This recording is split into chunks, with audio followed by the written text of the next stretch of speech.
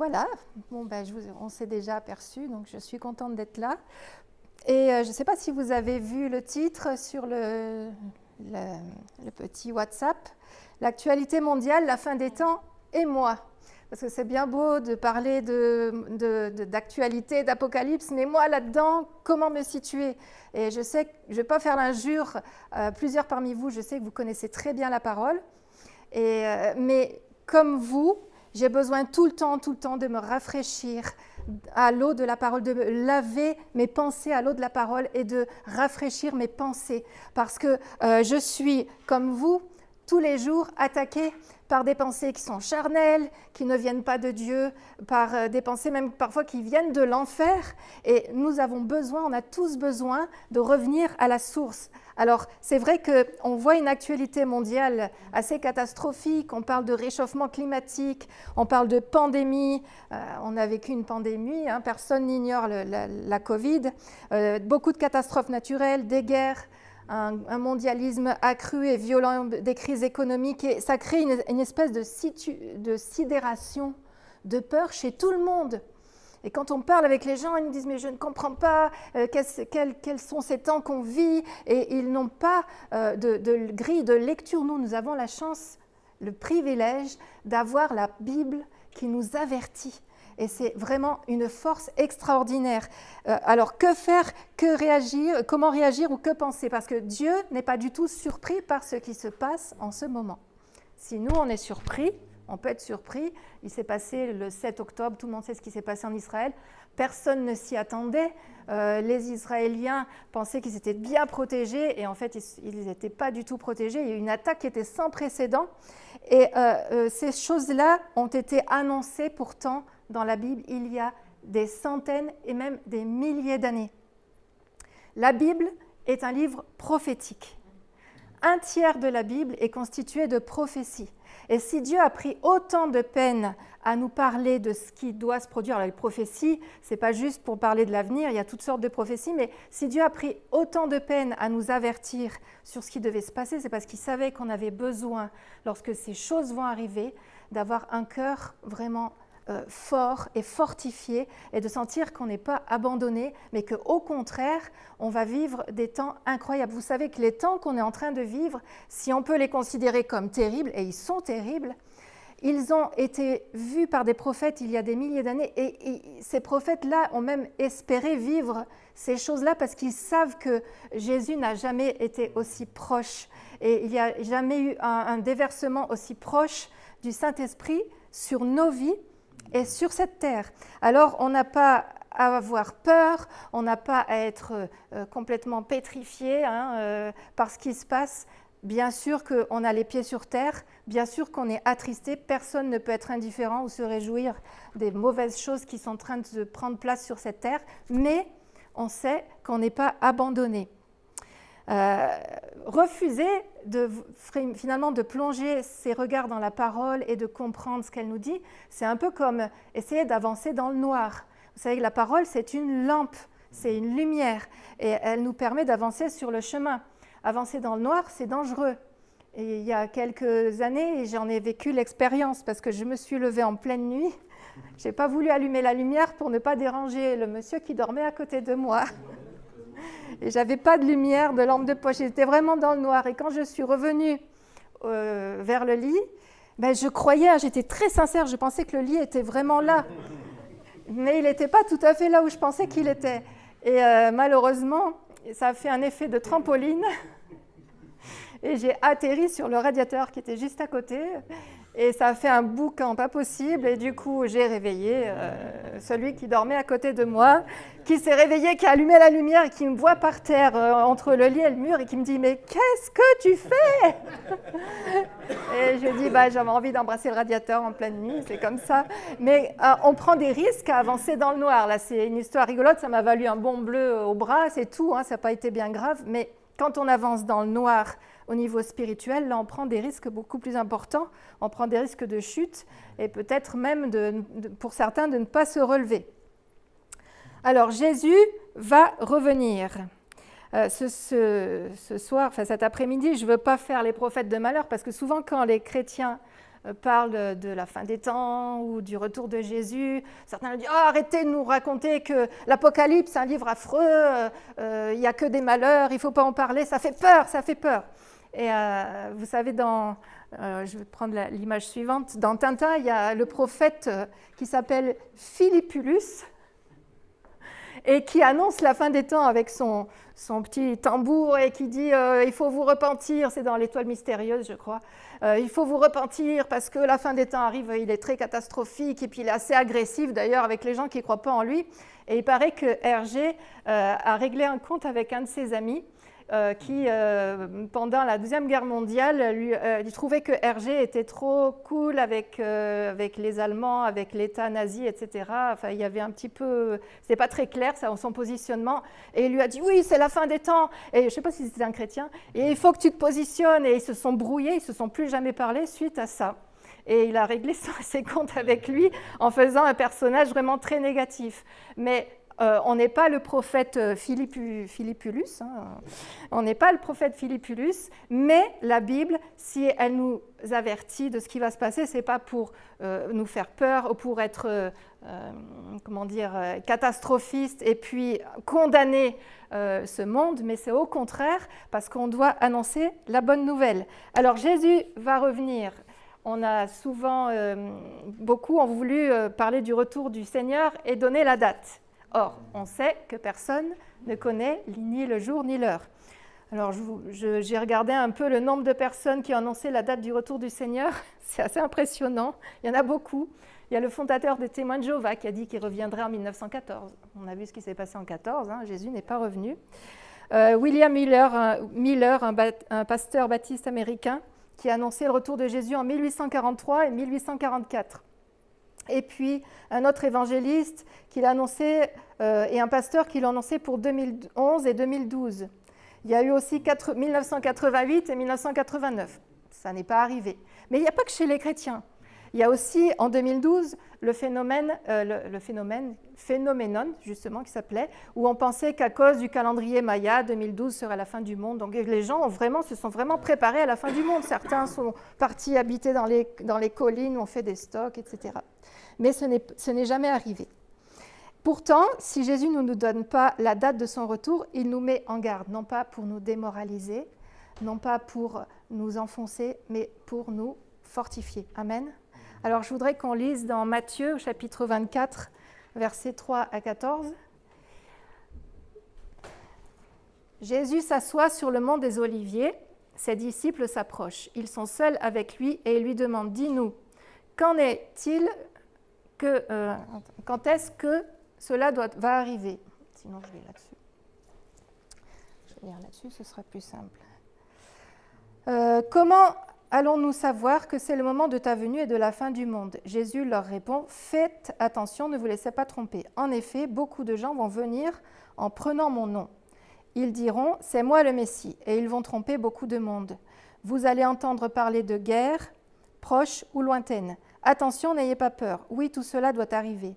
Mais ce ne sera pas encore la fin. Un peuple se battra contre notre peuple et un roi se battra contre notre roi.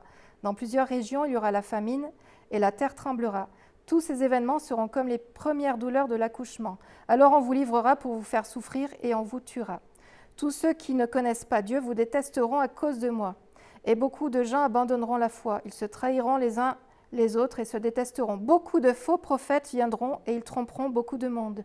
Le mal deviendra de plus en plus fort. À cause de cela, beaucoup de gens auront moins d'amour. Mais celui qui résistera jusqu'à la fin, Dieu le sauvera. Amen. On annoncera au monde entier cette bonne nouvelle du royaume pour que tous ceux qui ne connaissent pas Dieu l'entendent. Alors, ce sera la fin. Amen. Et il y a tellement de passages qui parlent du retour de Jésus, de la fin du monde, que je ne peux pas tous les citer, mais je vous invite vraiment à ouvrir votre Bible. Je peux vous donner les références si vous ne les avez pas. Il y en a énormément. Et ce passage, c'est un des enseignements que Jésus a donné à ses disciples quand il leur a demandé, mais les disciples demandent à Jésus qu'est-ce qui va se passer à la fin du monde. Et il leur donne plusieurs signes. La Bible nous dit que ça va être comme les douleurs de l'enfantement. moi, j'ai vécu ça, j'ai eu 3 enfants. Alors, vous voyez, l'avantage d'une femme qui prêche, c'est qu'il n'y a aucun prédicateur qui peut parler de son accouchement. Aucun homme. Et je me rappelle, pour ma fille aînée, quand j'ai commencé à avoir des contractions, j'ai fanfaronné un peu, je dis « Oh, ça va, hein, c'est pas très très douloureux ». J'ai eu pendant toute une journée des contractions toutes les 5-10 minutes, c'était cool, ça allait. Je dis « Ouais, ça va, c'est pas douloureux, oh, si c'est que ça, si c'est que ça ». Et puis je suis allée à la maternité, ils m'ont dit « C'est un faux travail ».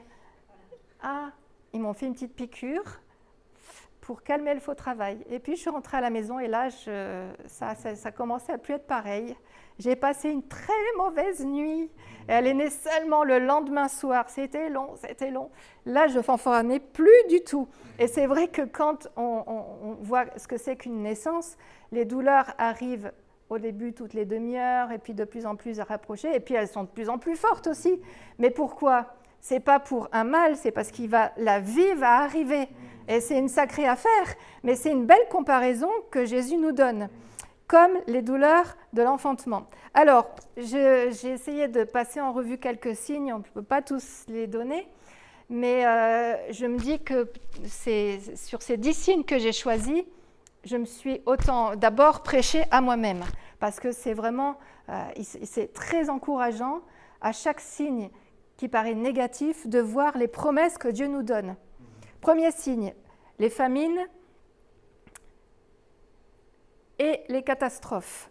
La faim, les tremblements de terre, les incendies, il y a eu des invasions de sauterelles, la sécheresse, la pandémie, l'extinction des espèces, on n'a jamais vu autant d'espèces s'éteindre, la pollution et le réchauffement climatique. Alors évidemment, il y a un grand débat, est-ce que le réchauffement climatique est lié à l'activité humaine ou pas? En tout cas, il est indéniable. Et la Bible en parle, elle parle d'un feu qui va brûler les hommes, qui va, dans les derniers temps, dans l'Apocalypse et dans Romains. Et dans Romains, il est dit « La création attend avec un ardent désir la révélation des fils de Dieu ». Donc même la nature, elle attend la délivrance parce qu'elle souffre à cause du péché des hommes. Il y a la pollution, c'est sûr qu'il y a un lien de cause à effet entre le péché des hommes et ce qui va arriver. Et la Bible nous dit qu'il va y avoir un nouveau ciel et une nouvelle terre, car le premier ciel et la première terre avaient disparu. Donc il y a une promesse de régénération, que toutes ces choses qu'on voit et qui sont tellement tristes et qui atteignent la vie des hommes, parce qu'il y a des pays où on n'a plus d'eau, où c'est vraiment catastrophique. En ce moment d'ailleurs, il y a une prophétie qui est en train de s'accomplir. Le fleuve, l'Euphrate, ça sèche peu à peu, et ça aussi c'est annoncé depuis longtemps dans la Bible. Et en attendant, on voit, si on fait le parallèle avec ce qui s'est passé dans les 10 plaies d'Égypte, alors j'ai pris 10 signes pas pour parler des 10 plaies d'Égypte, mais c'est vrai que c'est le nombre 10 qui revient, mais il y en a beaucoup plus que ça. Mais lorsqu'il y a eu les 10 plaies qui se sont abattues sur le pays d'Égypte, à chaque fois, le peuple d'Israël a été gardé. Il y a eu vraiment quelque chose qui s'est passé. C'était pas tout à fait la même chose qui se passait à Goshen, là où ils habitaient. Et puis le deuxième signe, ce sont les guerres. Les guerres, on va dire, oui, bien ça a toujours existé, les guerres. Depuis Caïn et Abel, la violence et la guerre est rentrée dans le monde. Vous savez que Caïn a tué son frère Abel. Mais quand même, dans les dernières décennies, on a assisté à des choses qui n'étaient jamais arrivées. 2 guerres mondiales, ça n'était jamais arrivé. Des millions de morts, ça n'était jamais arrivé. Plusieurs génocides comme ça n'était jamais arrivé. Il y a eu le génocide juif, mais pas que. Il y a eu aussi les Arméniens. Il y a eu en Afrique les Tutsis qui ont été, etc. Et il y a eu vraiment des génocides très, très violents. Beaucoup de conflits armés. Et même l'Europe, qui a vécu 80 ans de paix, voit la guerre arriver à ses portes avec la guerre en Ukraine. Et la Russie qui reprend des envies de refaire l'Empire russe. En ce moment, il y a une guerre en Arménie dont on parle très peu. Et c'est vraiment extrêmement... C'est une guerre aussi finalement de l'islam contre le christianisme. Ça, c'est sûr que c'est aussi ça qui est derrière cette guerre-là. En tout cas, la Bible annonce ces choses-là. Mais dans ces temps difficiles, nous, les chrétiens, nous avons quelque chose à apporter. Vous savez que, par exemple, la Croix-Rouge a été créé par des chrétiens. Et c'est eux qui ont dit, mais c'est pas normal qu'on laisse mourir les blessés sur le champ de bataille. Quelle que soit leur origine, il faut leur venir en aide. Et ensuite, il y a eu le croissant rouge, parce que les musulmans ont dit, oui, c'est vrai, ils ont vu l'utilité de cette chose-là, mais les premiers, c'était des chrétiens, parce qu'ils avaient le cœur qui était touché pour même leurs ennemis. Et Dieu est venu apporter la paix dans les cœurs de ceux qui le reçoivent. Amen. Et puis le troisième signe, c'est les épidémies, les pandémies, la maladie. Alors bien sûr, il y a eu la Covid. Les épidémies, ça a toujours existé. La peste, le choléra, la grippe espagnole. Mais là, c'est la première fois qu'on voyait une pandémie aussi totale, aussi mondiale, à cause du fait qu'il y a beaucoup d'avions qui circulent, etc. Donc les virus circulent très vite. Mais aussi, c'est la première fois que le monde s'est arrêté de tourner. C'est la première fois. Et on a vu quelque part comme une espèce de répétition de ce qui pourra se passer plus tard, avec finalement les gens ont accepté très très vite toutes sortes de restrictions de liberté. Bien sûr, c'était nécessaire parce qu'il fallait absolument arrêter cette pandémie, les hôpitaux étaient débordés, etc. Mais on a vu se mettre en place plusieurs choses dont la Bible parle. Jésus est venu pour détruire l'œuvre du mal, les œuvres du mal, et bien sûr les épidémies et la maladie ne sont pas de son fait, on le sait, et nous avons toujours la guérison en Jésus. Amen. Alors le quatrième signe, c'est une économie mondialisée. Les richesses n'ont jamais été aussi exagérées qu'aujourd'hui. On parle de capitalisme sauvage. Et la pauvreté, elle a jamais été aussi forte. Le fossé entre les riches et les pauvres n'a jamais été aussi profond. Aujourd'hui, 10% des riches détiennent 76% de la richesse mondiale, tandis qu'à l'inverse, 50% des plus pauvres n'en possèdent que 2%. Et il y a 3 siècles, l'écart de revenus entre un habitant du Mozambique, par exemple, et un habitant de la Suisse, c'était on pense de 1 à 4 ou 5. On pouvait multiplier par 4 ou 5. Aujourd'hui, entre les plus pauvres et les plus riches, ça se multiplie par milliers et par milliers. Il y a énormément de gens très riches et de gens très pauvres. Et la Bible nous incite à être généreux. À l'église du Luc, il y a l'association Porteurs d'Espoir qui se tourne vers les enfants pour Noël, etc., pour aider les gens qui ont besoin. Et nous, en tant que chrétiens, nous ne devons pas avoir un cœur fermé. La Bible nous dit « donne et ne retiens pas ». Et il n'y a pas de fatalité. En Jésus, il n'y a pas de fatalité. Et là aussi, les églises sont souvent à la pointe de ceux qui donnent. Les chrétiens sont souvent à la pointe de ceux qui donnent. Il y a beaucoup d'associations humanitaires. En France, on a Emmaüs, on a le Secours catholique. Il y a les Restos du Cœur. C'est vrai qu'eux, ils ne sont pas chrétiens, mais ils se sont inspirés des chrétiens. Il y a eu l'Armée du Salut au XIXe siècle qui ont compris qu'on ne pouvait pas prêcher l'évangile à des gens qui étaient en train de mourir de faim. Ce n'était pas possible. Donc, il y a vraiment une corrélation entre la générosité et la bénédiction. Dieu bénit ceux qui sont généreux. Donnez et il vous sera donné. Amen. Et il vous sera donné encore plus que ce que vous aurez donné. Parce qu'il y a plusieurs façons d'être béni, il n'y a pas juste financièrement, il y a toutes sortes de façons par lesquelles Dieu peut nous bénir. Ensuite, les temps difficiles, le 5e signe. L'apôtre Paul nous parle dans les derniers jours de temps difficiles, parce que les hommes seront égoïstes, amis de l'argent, fanfarons, hautains, blasphémateurs, rebelles à leurs parents, ingrats, irréligieux, insensibles, déloyaux, calomniateurs, incontinents, cruels, ennemis des gens de bien, traîtres, emportés, enflés d'orgueil, aimant le plaisir plus que Dieu. Sacré portrait. Et vous savez que quand Paul a écrit ce portrait-là, les enfants rebelles à leurs parents, ça n'existait pas. C'était vraiment une pensée qui était étrangère à la pensée de l'époque, où les pères étaient tout-puissants et pouvaient même, chez les Romains, ils avaient même pouvoir de vie ou de mort sur leurs enfants. Hein. Ça rigolait pas. Donc, une société où il y a de la rébellion envers les parents, envers l'autorité, ça n'existait pas. Irreligieux, ça n'existait pas non plus. Même les Romains avaient leur Dieu. Tout le monde avait son Dieu. L'athéisme, c'est quelque chose qui était impensable. Chaque peuple avait son Dieu. Et donc, pourtant, Paul voit cette société qu'on voit aujourd'hui avec le wokisme, l'humanisme, le combat contre les valeurs bibliques, l'intolérance avec le christianisme aujourd'hui. Dites que vous êtes pour la vie et que l'avortement, c'est pas une bonne chose. Ouh là là, vous allez être taxé de nazis, de fachos, d'extrême droite, enfin toutes les étiquettes qu'on peut vous coller, on va vous les mettre. Alors que c'est pas du tout une condamnation envers les femmes qui sont passées par là. C'est juste pour dire, mais la Bible, elle fait la promotion de la vie, la protection de la vie et la protection du plus faible. Et une société qui ne sait pas protéger les plus faibles, c'est une société qui est vraiment en grand, grand, grand danger.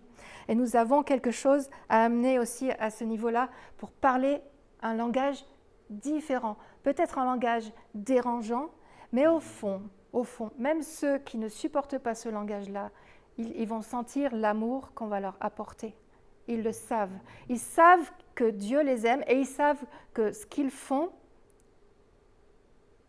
ça ne les rend pas heureux et c'est pas bon. Et puis le 6e signe, c'est la persécution. Les persécutions. Alors c'est une idée reçue de penser que les persécutions, c'était du temps des Romains, quand on a jeté les chrétiens dans le cirque, parce que ça a beaucoup imprégné notre culture populaire, et puis il y a beaucoup d'images où on voit les Blandines, etc., le taureau et les lions qui dévorent les chrétiens. Mais pourtant, on sait très bien que c'est aujourd'hui qu'il y a le plus de persécutions contre les chrétiens dans le monde. Il n'y a jamais eu autant de persécutions contre les chrétiens qu'aujourd'hui. C'est absolument énorme. Autrefois, c'était plus dans les pays communistes. Bon, il reste encore la Chine et la Corée du Nord, voilà, qui sont très, très anti-chrétiennes et qui persécutent les chrétiens. En particulier en Corée du Nord, où ils sont dans les premiers. Mais il y a aussi beaucoup dans les pays musulmans aujourd'hui qui ont pris le relais, et beaucoup en Inde, au Pakistan, etc. Il y a beaucoup d'attaques physiques, beaucoup de chrétiens meurent ou souffrent de discrimination, de traitements injustes, d'oppression à cause de leur foi. Alors on pourrait dire, pourquoi est-ce que Dieu n'intervient pas tout de suite? Pourquoi il ne vient pas chercher son Église? Parce que quand on voit ce qui peut se passer, je suis abonnée à la newsletter Porte Ouverte, je vous invite à le faire si vous ne l'êtes pas, parce que c'est une association, une ONG qui œuvre vraiment pour les chrétiens persécutés et qui aussi avertit les gouvernements dans le monde. Elle fait beaucoup de travail là-dessus. Mais quand je vois certaines histoires, ça a pleuré, c'est terrible. Et on se dit, mais pourquoi Jésus ne revient pas? La seule raison pour laquelle il ne revient pas et qu'il permet encore que ces choses arrivent, c'est pourquoi? C'est parce qu'il veut que le plus grand nombre soit sauvé. C'est parce que tous ne sont pas encore rentrés dans l'arche du salut. Et Dieu est un Dieu d'amour, et bien sûr qu'il aime ses enfants, et il voit les choses, il voit l'éternité, il voit les conséquences éternelles. Et c'est vrai que aussi, on peut dire que là où il y a beaucoup de persécutions, souvent, c'est là où l'Église progresse le plus. C'est incroyable, mais du sang des martyrs, souvent, il y a quelque chose qui se passe au niveau spirituel. Il y a souvent, après, un réveil qui se produit. Les martyrs qu'on connaît du temps des Romains, et finalement, avec leur mort, après, il y a eu comme une prise de conscience. Et il y a eu aussi, le christianisme a fait une percée absolument incroyable. Donc, on n'est pas appelé, bien sûr, à mourir, on est appelé à vivre pour Jésus. Mais ce que je veux dire, c'est que Dieu tient tout dans ses mains. Et dans l'Apocalypse, il est question de tous ceux qui sont dans le ciel, qui sont morts pour leur foi et qui attendent aussi la justice de Dieu. Parce que Dieu est un Dieu juste, il n'est pas indifférent. Et à chaque fois qu'un de ses enfants meurt, c'est comme si on touchait la prunelle de son œil. Il n'est pas du tout indifférent à ce qui se passe. Mais son amour pour le monde est tellement grand qu'il patiente, et il patiente, et il patiente. Et il retient sa colère. Il retient sa colère. Amen. Numéro 7, l'augmentation de la connaissance. Alors là, il y en a à dire aussi. C'est Daniel qui a dit que dans les derniers temps, la connaissance augmentera beaucoup. Il y a une explosion sans précédent de la connaissance et des progrès de la science. Et c'est même exponentiel. On pense par exemple, un paysan au Moyen-Âge, en une journée, il recevait autant d'informations que nous, aujourd'hui. Un paysan au Moyen-Âge recevait, dans toute sa vie, autant d'informations que nous, En une seule journée. Je ne sais pas si vous voyez. Donc ça veut dire qu'il n'y avait pas grand-chose qui se passait dans sa vie. Il allait à son champ, il cultivait, il rentrait chez lui, il apprenait que la voisine avait eu un bébé, etc. Mais c'est tout ce qui se passait, on ne savait pas grand-chose. De temps en temps, il y avait un cavalier qui arrivait, qui racontait des histoires, des guerres qui se passaient à l'extérieur, mais on ne savait pas trop ce que ça voulait dire. Et aujourd'hui, on n'a plus qu'à ouvrir son smartphone, sa télé, et on sait ce qui se passe à l'autre bout du monde. On voit des images, c'est absolument incroyable. Pendant longtemps, on faisait à peu près 40-50 km par jour à cheval. Mais c'était déjà un gros progrès, le cheval. Aujourd'hui, bien sûr, s'il y a eu le train, l'avion et même les fusées, on va jusque dans l'espace. On est passé du pigeon voyageur au tam-tam, aux signaux de fumée, à la cloche. Et puis bientôt le télégramme, le téléphone, les réseaux sociaux, Internet et l'intelligence artificielle. Ah, ça, l'intelligence artificielle, j'en reparlerai tout à l'heure. Donc, on pense que depuis Daniel jusqu'au 19e siècle, l'intelligence a doublé tous les siècles. La connaissance, pardon, l'information a doublé tous les siècles, pas l'intelligence, c'est autre chose. Et entre 1900 et 1950, il y a eu une accélération. Et depuis 2020, on pense que l'information et la connaissance va doubler tous les mois. C'est-à-dire que tout ce qu'on sait dans le monde, le mois suivant, on va en savoir 2 fois plus, et 2 fois plus, et 2 fois plus, etc. Donc c'est absolument incroyable. Ça, ce n'est pas un discours d'excité, hein, c'est vraiment la réalité. On sait que c'est la réalité.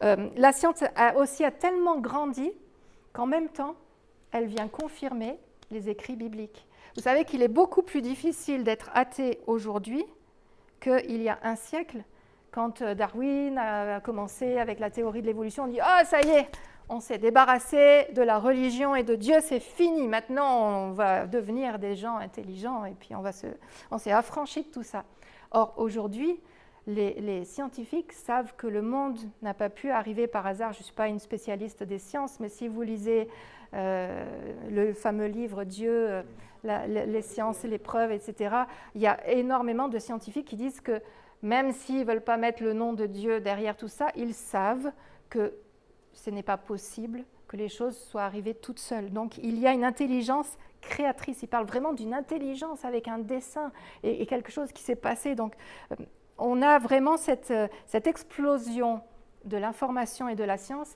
qui est à la fois avec le côté sombre, évidemment, parce que c'est utilisé par l'ennemi, et le côté lumineux, parce que c'est aussi utilisé par Dieu. Moi, j'utilise l'intelligence artificielle quand je travaille. C'est pas diabolique.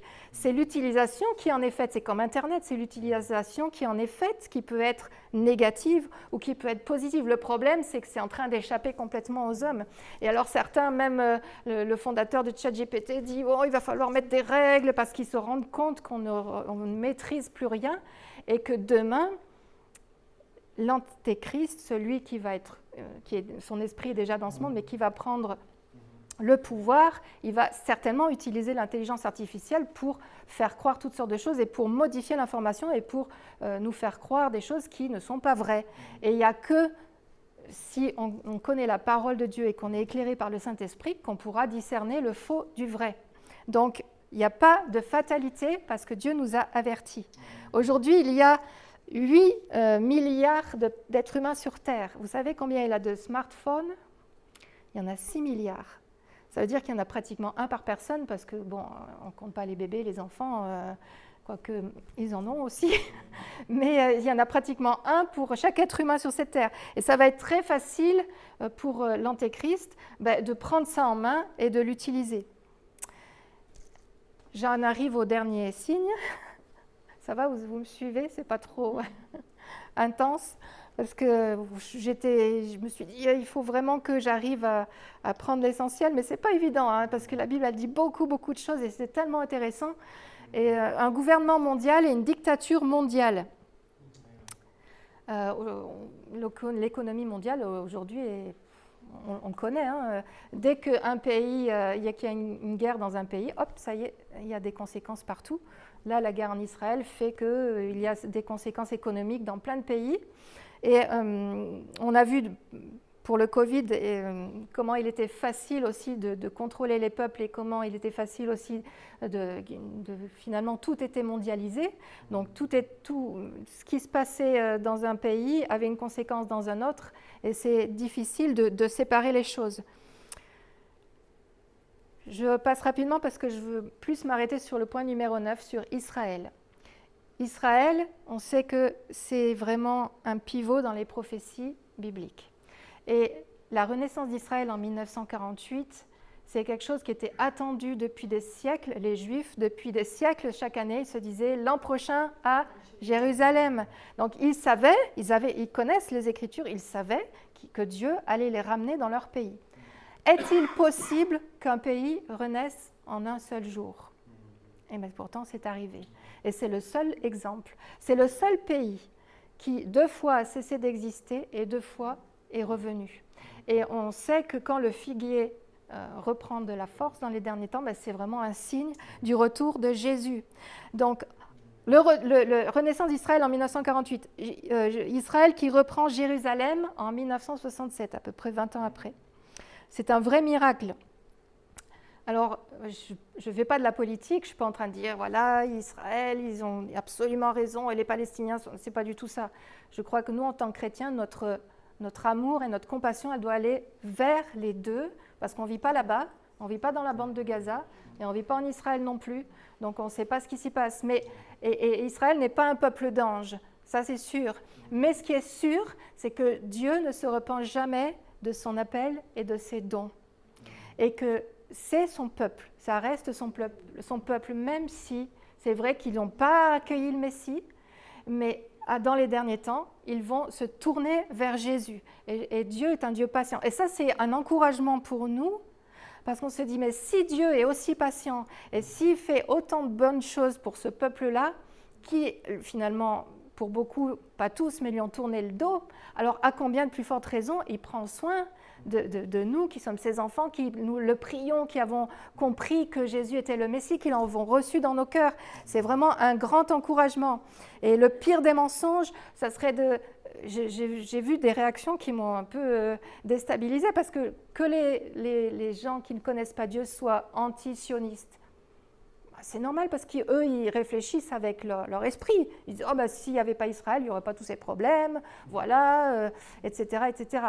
Mais nous qui sommes éclairés par la parole de Dieu, nous savons à quel point Jérusalem a une place absolument importante et vraiment vitale dans la prophétie biblique, et que ce peuple d'Israël est vraiment le peuple élu, le peuple de Dieu. La Bible nous dit que dans Zacharie, Dieu dit « Je ferai de Jérusalem une pierre pesante pour tous les peuples et une coupe d'étourdissement pour les nations. » Ils ne vont plus savoir quoi faire. Et c'est vrai que c'est l'Holocauste, la Shoah qui a fait que, on a enfin cédé, on a voulu, parce que les Juifs, ça faisait longtemps qu'ils voulaient retourner en Israël. Il y avait toujours un foyer qui était là-bas. Mais là, à ce point-là, on ne pensait pas que ça allait créer autant de problèmes. On pensait que ça allait pouvoir s'arranger. Dieu a conduit les choses de façon absolument incroyable. Quand on était à Prague cette semaine, on a visité le quartier juif avec les synagogues. C'est très impressionnant parce qu'il y avait je ne sais pas combien de millions de noms inscrits sur le mur de tous les victimes de la Shoah, avec la date de la naissance et la date de la mort. C'était vraiment très, très émouvant. Et puis, il y avait aussi tout un pan de mur avec une exposition pour expliquer l'histoire des Juifs. Et dans République tchèque, enfin chez les Tchèques, ils ont vécu des pogroms comme dans le monde entier. Donc en fait, la haine anti-juive n'a rien à voir avec la renaissance d'Israël, c'est spirituel. L'antisionisme et l'antisémitisme, c'est la même chose. C'est exactement la même chose. Et pourquoi, sinon, on s'en prendrait en France à des Juifs français qui ne vivent pas en Israël, si c'était juste une histoire de politique? On irait à l'ONU ou on ferait... Mais il y a quelque chose qui est bien au-delà d'Israël. Et ça, il faut qu'on en soit conscient, parce que c'est des enjeux. Et on ne peut pas être chrétien, avoir un sauveur juif, et puis être contre l'existence même d'Israël sans pour autant tout approuver de ce qui se passe tous les jours. Et la paix du monde, elle dépend de ce qui se passe en Israël. Alors prions pour la paix. Est-ce que vous priez pour les otages? Est-ce que vous priez pour la paix en Israël? Et est-ce que vous priez aussi pour ceux qui sont de l'autre côté et qui malheureusement sont pris dans une guerre épouvantable et qui sont pris en otage, parce qu'il y a des petits enfants là au milieu qui sont absolument innocents, qui n'ont rien demandé et qui meurent. Et est-ce qu'on prie pour ça, pour que cette guerre cesse? Et même si on sait que à la fin des temps, il y aura toutes les nations qui vont s'assembler contre Israël et que c'est Jésus qui va intervenir. Mais je crois qu'on est encore dans des temps où on peut prier pour la paix et on doit prier pour la paix, bien sûr. On n'est pas là pour dire, bon, c'est écrit, c'est une fatalité, donc je ne suis pas concernée, parce que mon cœur de chrétien qui aime Jésus va pouvoir prier pour la paix et pour la sécurité. Il y a eu ce qui a déclenché, je pense, cette guerre, c'est les accords d'Abraham, où c'était l'ancien président Donald Trump qui avait initié ça pour faire la paix avec les pays arabes. Et Israël a signé des accords de paix avec tellement de pays, était sur le point de signer avec l'Arabie saoudite.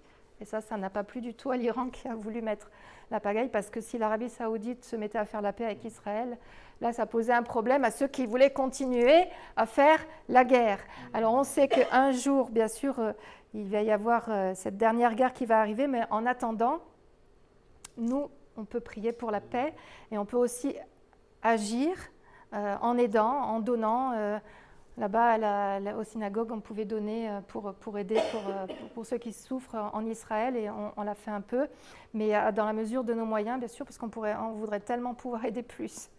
Et je pense que déjà par nos prières, on peut beaucoup faire. Je crois que Jésus n'en a pas fini ni avec les musulmans, ni avec les juifs. Aujourd'hui, beaucoup de musulmans ont la révélation du Messie. C'est des gens qui sont souvent entiers dans leur foi et qui ont besoin d'une révélation pour se tourner vers Jésus. Et beaucoup de juifs aussi se tournent vers Jésus. Et puis le 10e signe. Voilà, on arrive à la fin des 10 signes que j'ai choisis, même s'il y en a encore d'autres, parce que celui-là, je trouve que c'est un des plus forts.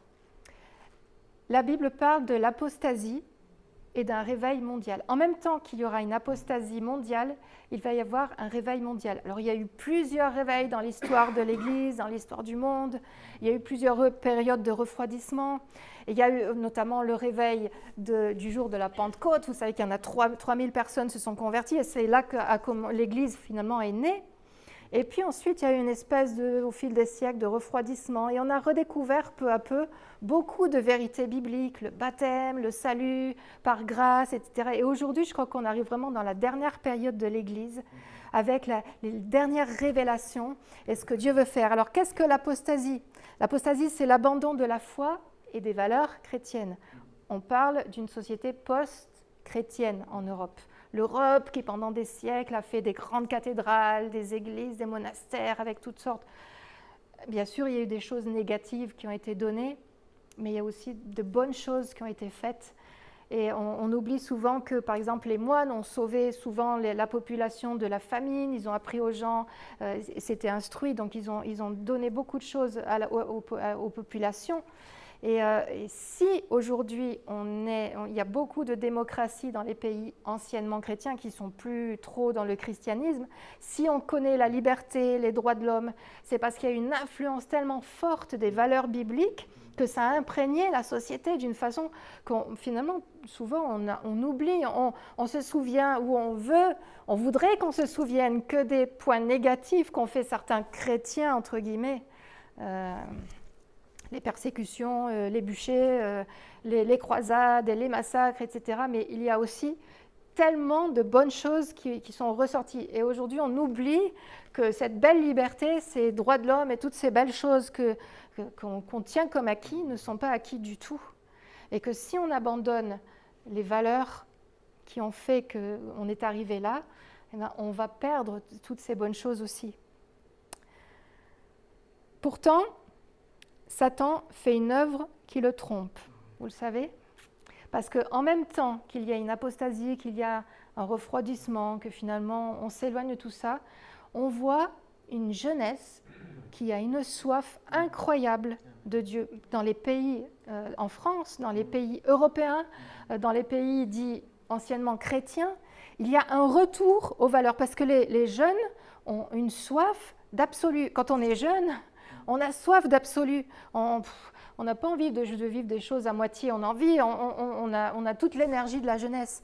Et aujourd'hui, on a vu au rassemblement à ECHO, il y avait 6000 jeunes, dont 2000 ados, c'est vraiment énorme. Il y a quelque chose qui se passe. Ma sœur, dont le mari est pasteur dans une église, ils ont fait un rassemblement il y a 15 jours, et ils ont eu un mouvement de l'esprit parmi les jeunes qu'ils n'avaient jamais vu.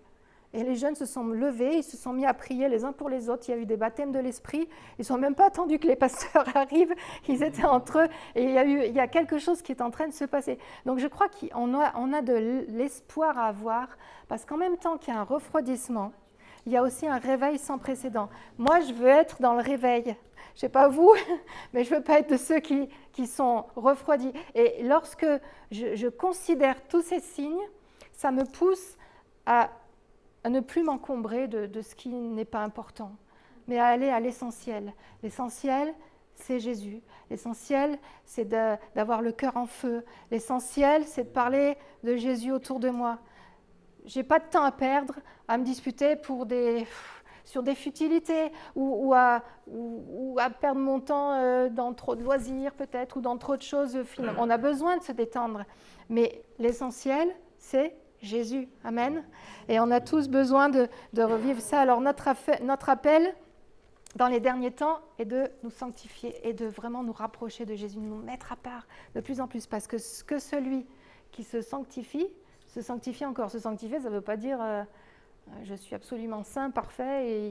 Non, ça veut dire je me mets à part pour Jésus. Et que celui qui se souille encore. Il doit y avoir de plus en plus de différence entre ceux qui aiment Dieu et qui le connaissent et ceux qui ne le connaissent pas. Et ceux qui ne le connaissent pas sont appelés à connaître Jésus à cause du témoignage de ceux qui le connaissent. Amen. Alors, je voudrais vraiment terminer ces moments par un moment de prière, parce que je crois que, je ne sais pas vous, mais moi, je me sens interpellée par mon propre message. Et j'ai besoin de renouveler ce feu du premier amour et de me rendre compte que dans ces signes-là, il y a quelque chose, à chaque fois, il y a la part que Dieu veut faire. Amen. Seigneur, je te remercie parce que si nous vivons des temps difficiles, Seigneur, nous vivons aussi des temps extraordinaires, des temps incroyables où tu veux déverser ton esprit. Tu as dit, dans les derniers temps, je répandrai de mon esprit sur toute chair. Vos filles et vos fils prophétiseront. Vos jeunes gens auront des visions et vos vieillards des songes. Seigneur Jésus, nous sommes dans les derniers temps. Nous sommes dans des temps de surabondance du péché. On voit toutes sortes de choses qui sont plus effrayantes ou effarantes les unes que les autres. Mais Seigneur Jésus, toi, tu n'es pas dépassé. Et Seigneur, tu as une réponse. Tu as une réponse pour ces personnes qui sont autour de nous, qui sont perdues, qui ont peur ou qui sont prises dans toutes sortes de liens spirituels qui les emmènent loin de toi. Seigneur, je te prie vraiment pour que tu poses ta main sur nous, Seigneur, et que tu fasses de nous des flammes.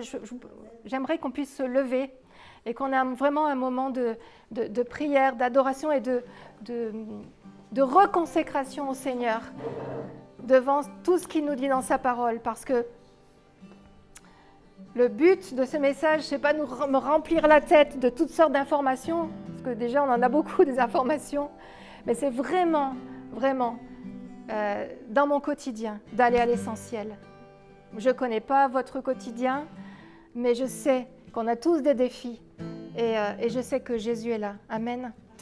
Amen.